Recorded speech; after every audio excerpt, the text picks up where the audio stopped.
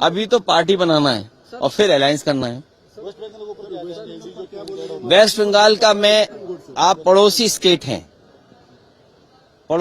हैं, सब जानकारी आपको होगी और ये जानकारी बीजेपी को भी है कि बीजेपी वहां हार रही है, ममता जी जीत रही हैं। आप बताइए नाराज कौन होता है? जो हारता है। आप बताइए ईडी का काम क्या है? डेटा चुराने का है क्या? ये नया जमाना, इसीलिए मैंने कहा कि बीजेपी बहुत फोकस्ड है। वो डेटा चुराने गए थे। डेटा क्यों चाहिए आपको? दूसरी पॉलिटिकल पार्टी का क्यों डेटा चाहिए? और हम तो वो लोग हैं जो डेटा पे चिल्ला रहे हैं, इलेक्शन कमीशन को कह रहे हैं कि बेईमानी रोको यूपी में, लेकिन डेटा कैसा आ रहा है यूपी में? आप सोचिए क्या एसआईआर आपके यहाँ हुई नहीं हुई मुझे नहीं पता, लेकिन एसआईआर जो हमारे यहाँ हुई और जो एसआईआर की प्रोसेस चल रही है उसमें दिल्ली के डेटा में और यूपी के डेटा में, एक राज्य निर्वाचन आयोग के डेटा में और भारत सरकार का जो एसआईआर हो रहा उसके डेटा में लगभग 5 करोड़ का डिफरेंस है। और तब जब बीएलओ एक है तो सोचिए कितनी बड़ी डेटा की हेराफेरी कर रहे हैं। वहां ईडी नहीं भेज रहे, वहां भी भेजे ईडी, राज्य चुनाव आयोग के वहां पर भेजे ईडी। और ईडी को किसने नहीं देखा? पूरे महाराष्ट्र के नेताओं के खिलाफ ईडी थी, सीबीआई थी, इनकम टैक्स था। कोई नेता हमें बता दो महाराष्ट्र का जिसके खिलाफ ईडी सीबीआई इनकम टैक्स नहीं थी, एक नेता का नाम हमें बता दो। तो बीजेपी का वो सहयोगी दल है ईडी सीबीआई इनकम टैक्स। जैसे हमारे प्रकोष्ठ होते हैं, यूथ है, महिला विंग है, इसी तरह बीजेपी के वो विंग हैं और बीजेपी उनसे समय समय पे काम लेती है।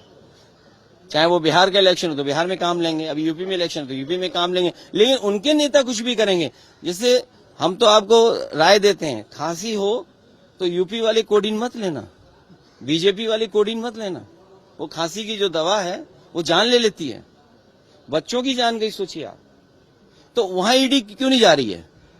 वहां इनकम टैक्स के लोग क्यों नहीं जा रहे हैं? और ईडी ने खुद बोला है एक जगह पर कि 800 करोड़ का घोटाला है। 800 करोड़ तो प्राइमरी उसमें इंक्वायरी में दिख रहा है। ये ईडी सीबीआई वहां जाती है जहां बीजेपी को किसी को परेशान करना हो। दिल्ली के मुकाबले एक्यूआई उड़ीसा में भी बढ़ गया, दिल्ली से ज्यादा बढ़ गया, इसलिए माहौल ये हो रहा है, इसलिए आए। नहीं, यहाँ पेड़ तो ज्यादा है लेकिन एक्यूआई क्यों बदल रहा है ये तो समझ में नहीं आ रहा। ऑटोमोबाइल की वजह से, इंडस्ट्री की वजह से दिल्ली के एक्यूआई तभी ठीक हुआ जब बीजेपी हटेगी।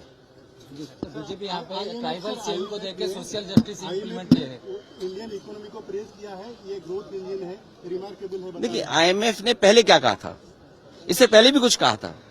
और फिर जब हमारे कितना उधार है, सोचिए उधार कितना है, प्रति व्यक्ति आय नहीं बता पा रहे। आपके मुझे उड़ीसा का डेटा अगर सही हो तो जिन लोगों को राशन मिल